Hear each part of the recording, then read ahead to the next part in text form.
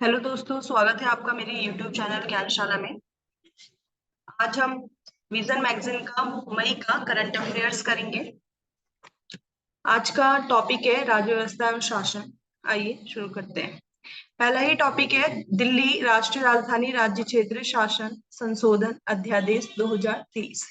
यहाँ जो important word है, सबसे पहली बात, यह संशोधन हो रहा है, कोई न्यू एक्ट नहीं है।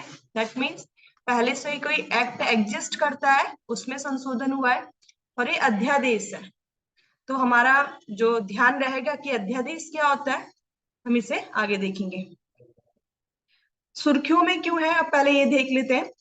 हाल ही में केंद्र सरकार ने दिल्ली राष्ट्रीय राजधानी राज्य क्षेत्र शासन संशोधन अध्यादेश 2013 जारी किया है, जिसने 1991 में संशोधन किया है। जो 1991 का एक्ट है उसमें संशोधन किया है।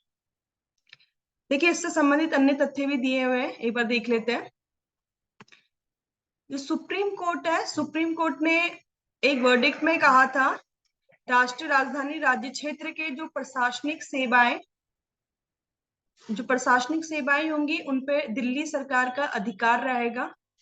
सिर्फ लोक व्यवस्था, पुलिस और भूमि, जो ये तीन मुद्दे हैं, ये आपके आपके जो सेंट्रल गवर्नमेंट है, जो केंद्रीय सरकार है, उसके पास आ सकते क्या है, इन तीन मुद्दों पर केंद्र नियम बना सकता है। उसके अतिरिक्त जो नियम है वो आपके राज्य सरकार की सूची में, राज्य विषय की सूची में आएंगे।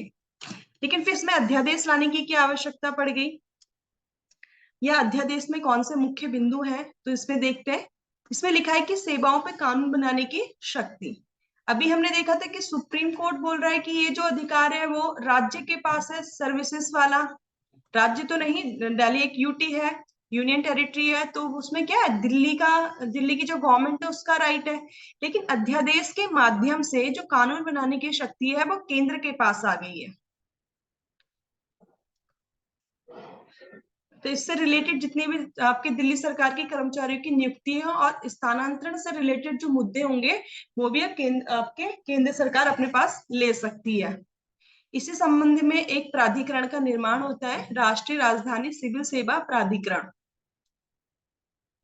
इसमें लिखा है, इसमें नए वैधानिक प्राधिकरण के रूप में National Capital Civil Services Authority के गठन का उपबंध किया गया है। ये प्राधिकरण स्थानांतरण, अब यहाँ ध्यान देने बात है, स्थानांतरण, पोस्टिंग, सतर्कता और अन्य प्रशासनिक मामलों में उप राज्यपाल को सिफारिश करेगी।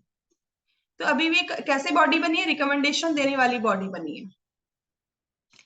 अब इसमें है कि जो ये अथॉरिटी आपकी बनी है उसमें दिल्ली के मुख्यमंत्री, दिल्ली सरकार के मुख्य सचिव और गृह विभाग के प्रधान सचिव शामिल होंगे। दिल्ली के मुख्यमंत्री इस प्राधिकरण के अध्यक्ष होंगे। देखिए, ये पॉइंट बहुत इंपॉर्टेंट है, क्योंकि अगर प्रश्न बनता है, वैसे तो ये अध्यादेश है, जब ये एक्ट के रूप में फॉर्म होगा तो ज्यादा चांसेस है कि वहां से तब प्रश्न पूछे जाएंगे। लेकिन अभी जब हम इसका अध्ययन कर रहे हैं तो ये पॉइंट इंपॉर्टेंट है कि जो अथॉरिटी बनी है, पहली बात ये सिफारिश करेगी, ये बाध्यकारी नहीं है। दूसरा पॉइंट इंपॉर्टेंट है कि इसका अध्यक्ष कौन होगा, दिल्ली के मुख्यमंत्री होंगे। और इसमें और कौन सदस्य होगा इसका, दिल्ली के मुख्यमंत्री, दिल्ली सरकार के मुख्य सचिव और गृह विभाग के प्रधान सचिव। फिर इसमें अगला पॉइंट दिया गया है कि जो निर्णय किस आधार पर लिया जाएगा, उपस्थित और मतदान करने वाले सदस्यों के बहुमत से निर्णय लिया जाएगा। अगला पॉइंट है, प्रधान सचिव और मुख्य सचिव दोनों की नियुक्ति केंद्र सरकार करेगी।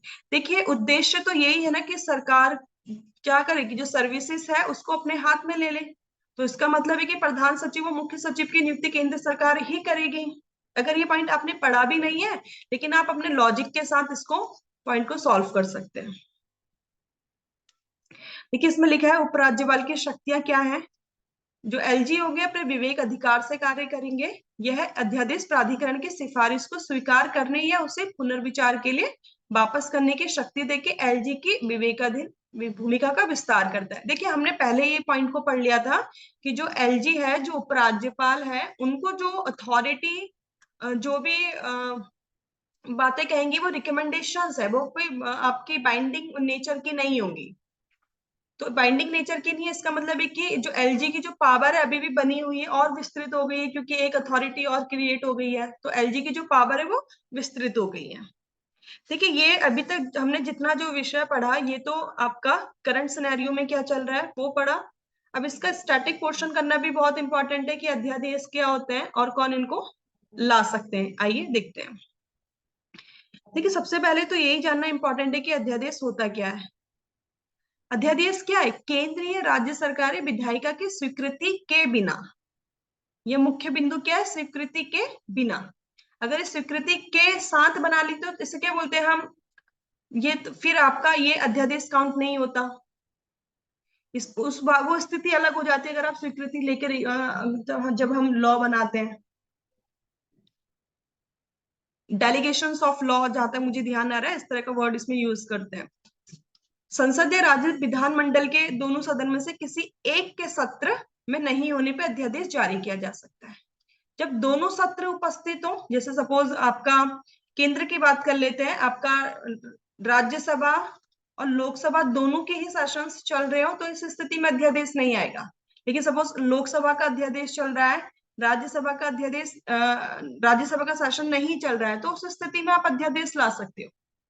क्यों? क्योंकि किसी भी बिल को पारित करने के लिए दोनों ही सदनों का क्या चाहिए होता है, साइन चाहिए होता है या स्वीकृति चाहिए होती है। जब एक सदन का है ही नहीं तो उस स्थिति में अध्यादेश आ सकते हैं। ये इंपॉर्टेंट होता है, ये मस्ट है कि ऐसा होना ही चाहिए। क्या ये अब दूसरा प्रश्न बनता है कि क्या अध्यादेश आपका संवैधानिक है या ऐसे ही हम अपनी इच्छा से लेकर आ जा रहे हैं? ये संवैधानिक है, इसका संविधान में वर्णन मिलता है।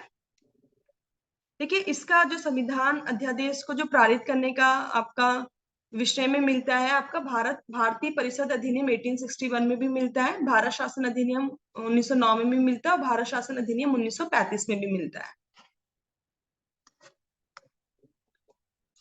फिर आगे बढ़ते हैं। देखिए आर्टिकल 123 एंड 213 बहुत इंपॉर्टेंट है। आर्टिकल 123 के तहत कौन अध्यादेश पारित कर सकता है? प्रेसिडेंट। देखिए नाम तो प्रेसिडेंट का है, प्रेसिडेंट ने अध्यादेश जारी किया, लेकिन उसके पीछे जो दिमाग लगा है वो किसका लिखा है? कैबिनेट ऑफ मिनिस्टर्स का लगा हुआ है। जो कैबिनेट है वो आपका ड्राफ्ट या जो भी लॉज है या उससे रिलेटेड वो प्रेसिडेंट को देते हैं, प्रेसिडेंट के नाम पे वो अध्यादेश पारित होगा। ऐसे राज्यपाल के लिए आर्टिकल 213 हो गया अध्यादेश जारी करने का। अब इससे ये पॉइंट बहुत इंपॉर्टेंट है, यहाँ से प्री में प्रश्न पूछे जा सकते हैं। देखिए अध्यादेश जो है वो सेम है आपका लॉ की तरह, जैसे एक्ट कोई पारित हो रहा है, कोई कानून पारित हो रहा है, उसी के समान ही ये नेचर रखता है। इसका मतलब क्या है कि शक्ति और प्रभाव क्या है, विधायिका द्वारा पारित कानून के समान है। हालांकि ये कानून अस्थायी प्रकृति के होते हैं। पहला पॉइंट तो ये हो गया कि अगर कोई आपकी पार्लियामेंट किसी एक्ट को बनाए या कोई एक्ट आपका कोई अध्यादेश आपका आए, ऑर्डिनेंस आए, तो दोनों का नेचर सेम है। इसका मतलब है कि जिस विषय में ये पार्लियामेंट बना सकती है नियम कानून, उसी विषय पे आपका ऑर्डिनेंस भी लाया जा सकता है। लेकिन डिफरेंस क्या है, ये अस्थायी प्रकृति का है। अस्थायी प्रकृति का क्यों है या कितने टाइम पीरियड तक ये बना रहता है, अब इसे देखते हैं। देखिए सदन के अगले सत्र के शुरू होने की तिथि से 6 सप्ताह तक ये वैध रहता है। यदि दोनों सदन अलग अलग तिथियों पे अपने सत्र शुरू करते हैं तो उन तिथियों के बाद की तिथि को प्रभावी माना जाएगा। अर्थात कितना टाइम पीरियड दे रखा है? 6 सप्ताह। सदन के शुरू होने के जो 6 वीक्स का टाइम होता है वो गिवन होता है। ये पॉइंट इंपॉर्टेंट है।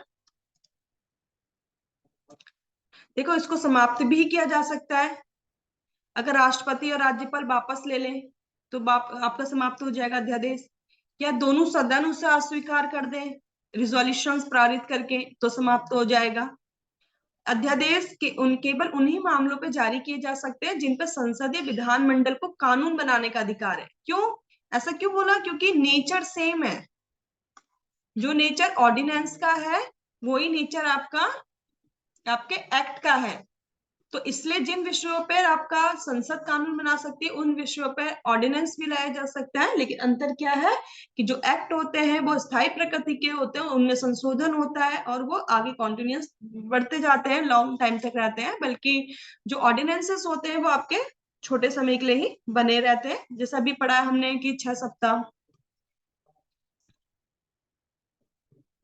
देखिए, राष्ट्रपति तो किसी भी विषय पे अध्यादेश ला सकता है, दैट मीन्स केंद्र में, लेकिन राज्य का राज्यपाल में क्या होता है, कुछ रिस्ट्रिक्शंस होती हैं, या कुछ विषयों को क्या होता है कि राष्ट्रपति के लिए उनको रखना पड़ता है, रिजर्व कैटेगरी में रखना पड़ता है। तो कौन से ऐसे विषय हैं जिन पे राज्य का राज्यपाल अध्यादेश जारी नहीं कर सकता? यदि समान उपबंधों वाले विधेयकों को राज्य विधानमंडल में प्रस्तुत करने के लिए राष्ट्रपति की पूर्व स्वीकृति आवश्यक हो। मतलब यदि समान उपबंधों वाले विधेयकों को राज्यपाल, मतलब ऐसे कुछ विषय हो जिसमें ऐसे सब्जेक्ट्स हो, सपोज कोई सब्जेक्ट S1 हो गया जिसमें आपको राष्ट्रपति की, प्रेसिडेंट की रिकमेंडेशंस की जरूरत पड़ रही है, तो उन विषयों पे ऑर्डिनेंस लाने से पहले आपको प्रेसिडेंट के पास भेजना पड़ेगा। आइए, अध्यादेश जारी करने से संबंध में कुछ समस्याएं होती है, उनका एक बार अध्ययन कर लेते हैं। देखिए, बहुत अधिक उपयोग होगा तो इससे क्या होगा, जो नियम कानून बन रहे हैं उनकी जो क्वालिटी होगी वो कहीं ना कहीं डाउन हो जाएगी। क्यों? क्योंकि संसद में उस विषय पे चर्चा ही नहीं हुई है।